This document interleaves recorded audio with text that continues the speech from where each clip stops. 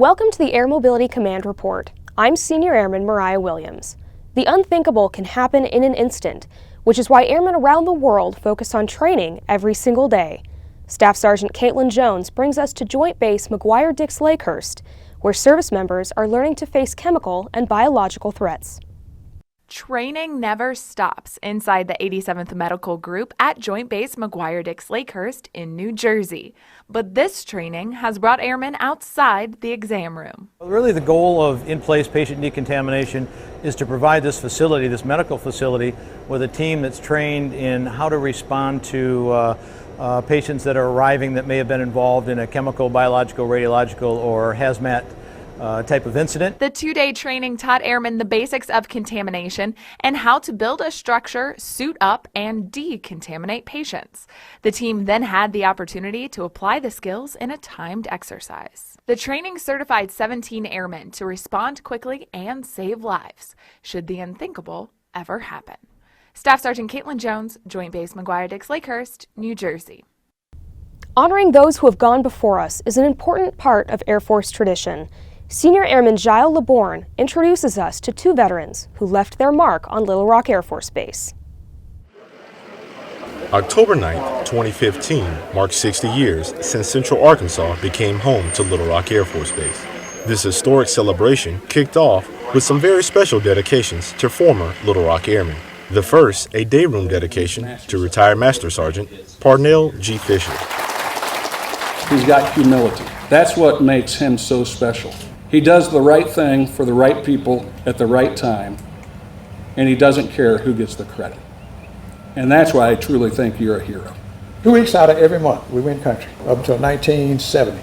Now, what the general don't know, and I didn't tell him, I had plans to become a general. Master Sergeant Fisher earned the Silver Star Medal for gallantry in action and 2 Distinguished Flying Crosses for extraordinary achievement while servicing in Vietnam.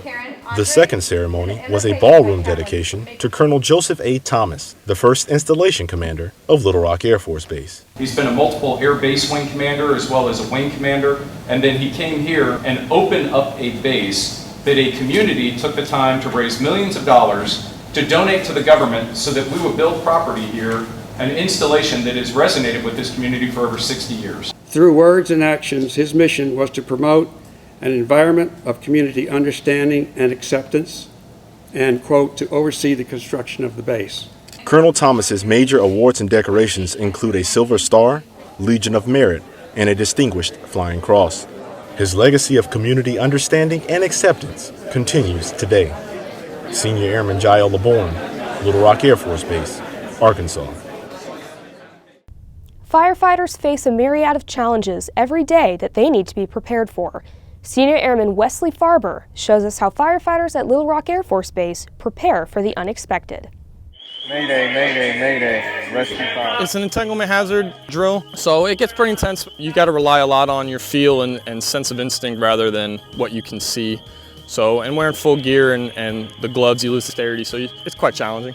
This way, slide this way. All right. Understand? Yeah. So kick your legs back out this way so you're straight. The fact that I had firefighter on my list and it got accepted was a big bonus when I joined the Air Force. I got real good instructors out here. They've done it. They know what they're doing. If you're laying on your side, so sweep your side. Because all your wires are going to catch on this side right here. No, we're here to learn. Nothing really to be nervous about.